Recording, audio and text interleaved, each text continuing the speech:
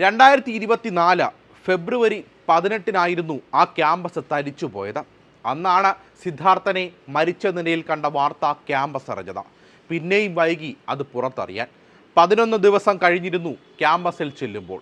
വിറങ്ങലിച്ച് നിൽക്കുകയാണ് ഏറെക്കുറെ ഒഴിഞ്ഞ ക്യാമ്പസ്. പല കോഴ്സുകളിലും പഠിത്തമില്ല. വിദ്യാർത്ഥികൾ അധികവും ക്യാമ്പസ് വിട്ടിരിക്കുന്നു.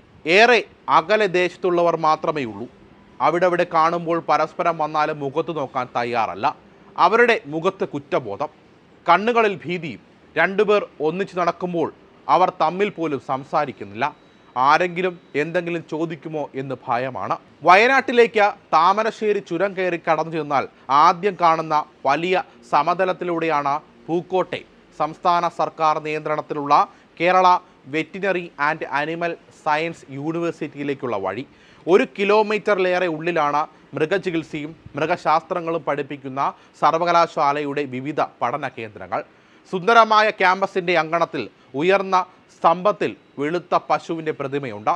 അകലേക്ക് നോക്കി കാട്ടുപച്ചപ്പിൽ മേയാൻ പോയ കിടാവിനെ കാത്തു നിൽക്കുന്നത് പോലെ. അങ്ങ് തിരുവനന്തപുരത്തെ നെടുമങ്ങാട്ടെ വീട്ടിൽ പച്ചപ്പും മനുഷ്യത്വവുമുള്ള വയനാട്ടിൽ പഠിക്കാൻ വിട്ട മകൻ്റെ വരവും കാത്ത ഷീബ എന്ന അമ്മ പ്രതീക്ഷയിലായിരുന്നു. ദിവസങ്ങളോളം ഫെബ്രുവരി 18-ന് സിദ്ധാർത്ഥൻ്റെ മരണവാർത്ത അറിയുന്നതുവരെ. ഈ 2 പേരുടെ കാത്തിരിപ്പിൻ്റെ കാഴ്ച വഴിക്കിടയിലാണ് ആ ഹോസ്റ്റൽ. സർവകലാശാലയുടെ സകല കീർത്തിക്കും പരിക്കേൽപ്പിച്ച കൊലമുറിയുള്ള മെൻസ് ഹോസ്റ്റൽ.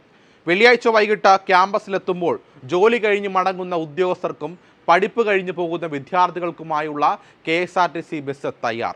വണ്ടിയിൽ ആർക്കും മിണ്ടാട്ടമില്ല. എനിക്കൊന്നും അറിയില്ല, എന്നോട് ഒന്നും ചോദിക്കരുതേ എന്ന് പറയുന്ന മുഖങ്ങൾ. അവിടെ കണ്ടവർക്കാർക്കും മിണ്ടാട്ടമില്ല. ഇടയ്ക്ക് ഒരു അധ്യാപകൻ നിന്നു തന്നു. മെൻസ് ഹോസ്റ്റൽ എവിടെയെന്ന് ചോദിച്ചപ്പോൾ വഴികാട്ടി തന്നു.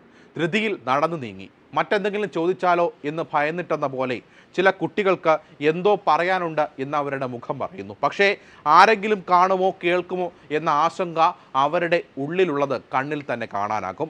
ക്യാമ്പസിൽ മുഖ്യ ഓഫീസിൻ്റെ ഒരു വശത്താണ് ഡീനിൻ്റെയും അഡ്മിനിസ്ട്രേഷൻ്റെയും ഓഫീസ്. 2 ദിവസം മുൻപ് വിദ്യാർത്ഥികൾ ഖരാവോ ചെയ്തതിനെ തുടർന്നാവണം അവിടെ പോലീസ് നിരയുണ്ടായിരുന്നു. അവർക്ക് ക്യാമ്പസിനെ കുറിച്ചൊന്നും അറിയില്ല. അറിയാത്തതോ അങ്ങനെ ഭാവിച്ചതോ അവർക്കും ഭയമാണ്. ഉന്നത ഉദ്യോഗസ്ഥരെ, അവരെയും പേടിപ്പിച്ച് നിർത്തിയിരിക്കുന്ന രാഷ്ട്രീയ മേലാൾമാരെ. വെളുത്ത പശുവാണ് സാക്ഷിയെങ്കിലും സർവകലാശാലയുടെ ഉത്തരവാദിത്തപ്പെട്ടവർ വിശുദ്ധ പശുക്കളല്ല. അവർ ഒരു വൻ ദുരന്തവും അതിന് ഇടവച്ച വലിയ ആസൂത്രിത ഭീകര പ്രവർത്തനങ്ങളും പല ദിവസങ്ങളായി നടന്നിട്ട് ഏറെ അലസമായും ഉത്തരവാദിത്വരഹിതമായുമാണ് വിഷയങ്ങൾ കൈകാര്യം ചെയ്തത്. ഡീൻ ഡോക്ടർ MK നാരായണനെ കാണാൻ ഓഫീസിലേക്ക് കടക്കാൻ തുടങ്ങവേ ഒരു കൂട്ടം പോലീസുകാർ ഓടിയെത്തി തടഞ്ഞു. യൂണിവേഴ്സിറ്റിയുടെ സുരക്ഷാ ഉദ്യോഗസ്ഥർ ഡീൻ മീറ്റിംഗിലാണെന്ന് അറിയിച്ചു. എപ്പോൾ കഴിയുമെന്ന് അവർക്കറിയില്ല. എല്ലാവർക്കും സന്ദർശകരോട് കടുത്ത ശത്രുത പോലെ. ആർക്കും ഒന്നും വിശദീകരിക്കാനോ ചോദ്യത്തിന് മറുപടി പറയാനോ മടി അല്ല, ഭയം. ഓഫീസിനുള്ളിൽ നിന്ന് ജനാലച്ചില്ലയിലൂടെ ഒളിഞ്ഞു നോക്കുന്നവർ ആരെയാണ് നിരീക്ഷിക്കുന്നതെന്ന് ആർക്കും സംശയം. വനിതാ ഹോസ്റ്റലാണ് ക്യാമ്പസിലെ മുഖ്യ സുരക്ഷാ പരിശോധനാ സ്ഥലം കഴിഞ്ഞാൽ. തൊട്ടടുത്ത് തന്നെ ഡീനിൻ്റെ വസതി. ആൺകുട്ടികളുടെ ഹോസ്റ്റലിന് മറ്റുള്ളിടത്ത് പോലെ തന്നെ സൂചനാ ബോർഡില്ല. ദുരൂഹതയുടെ താഴ്വാരമാണ് ഹോസ്റ്റൽ. 60-ലേറെ പടിയിറങ്ങി വേണം അവിടേക്കെത്താൻ. പകലും ഇരുട്ടിടം. തകർന്നതും തകർത്തതുമായ ഫർണിച്ചറുകളുടെ ശ്മശാനമാണ് ഒരു വശം. നടുത്തളത്തിൽ ഫുട്ബോൾ ആവേശത്തിൻ്റെ അടയാളങ്ങൾ. അവിടെ എന്ത് നടക്കുന്നുവെന്ന് ആരും അറിയില്ല. അകത്ത് കടന്നാൽ പുറത്തേക്ക് ഒറ്റ വാതിൽ.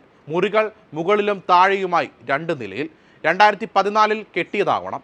ഫുട്ബോൾ ടീമുകളുടെ മുഷിഞ്ഞു കീറിയ കൊടികൾ. കനത്ത നിശബ്ദതയും നിഗൂഢതയും. സെക്യൂരിറ്റി ജീവനക്കാർ വന്നതാര് എന്നറിയാതെ അന്താളിപ്പോടെ നോക്കുന്നു. 1-2 വിദ്യാർത്ഥികൾ അവിടെ. നാട്ടിൻപുറത്തെ ചില മരണവീടുകളിൽ കാണുന്ന ബന്ധുക്കളെപ്പോലെ ദുഃഖിതർ. കണ്ണിൽ നോക്കാൻ അവർക്കും ഭയം. ഏതാണ് സിദ്ധാർത്ഥനെ മരിച്ച നിലയിൽ കണ്ട മുറി?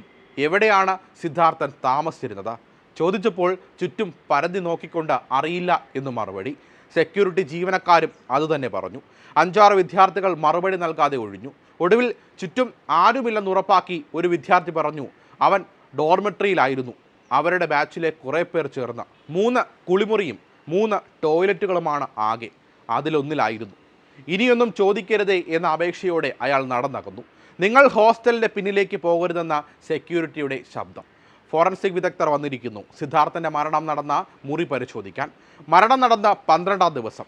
അവർക്ക് സംരക്ഷകർ എന്ന പോലെ നോക്കി പേടിച്ചിരിക്കുന്ന യൂണിഫോം ഇല്ലാത്ത പോലീസ്. അന്ന് DYSP, additional district magistrate, college dean, college അധികൃതരൊക്കെ ചേർന്നുള്ള മീറ്റിംഗ് നടന്നു. തുടർന്ന് വൈകി ഒരു വാർത്ത പുറത്തു വന്നു. സിദ്ധാർത്ഥനെതിരെ ഒരു വിദ്യാർത്ഥിയുടെ പരാതി കിട്ടിയിരിക്കുന്നു ഡീനിന്. മർദ്ദിച്ചുവെന്നോ ആക്ഷേപിച്ചുവെന്നോ സിദ്ധാർത്ഥൻ പരാതിയൊന്നും തന്നിട്ടില്ല എന്ന ഡീൻ ഡോക്ടർ നാരായൺ നേരത്തെ വെളിപ്പെടുത്തിയിരുന്നു. സിദ്ധാർത്ഥനെ പ്രതിയാക്കാൻ പറ്റാത്തതിലുള്ള വിഷമത്തിലാണ് അധികൃതർ. ഇവിടെ എന്തും നടക്കും. ചിലർക്ക് അതിനൊക്കെ ലൈസൻസ് ഉണ്ട്, ചിലർ സംരക്ഷിക്കാനുണ്ട്. കണ്ടത് മിണ്ടിയാൽ കൊന്നുകളയുമെന്നാണ് ഭീഷണി.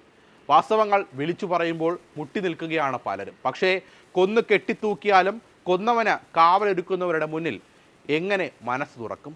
മനസാക്ഷി കാണിക്കുമെന്നതാണ് അവരുടെ പ്രശ്നം. കാരണം പേടിപ്പിക്കുന്ന ആ അക്ഷരങ്ങൾ ക്യാമ്പസിൽ പരന്നു കിടക്കുന്നു, കരിങ്കൊടി ഓർമ്മിപ്പിച്ചുകൊണ്ട്.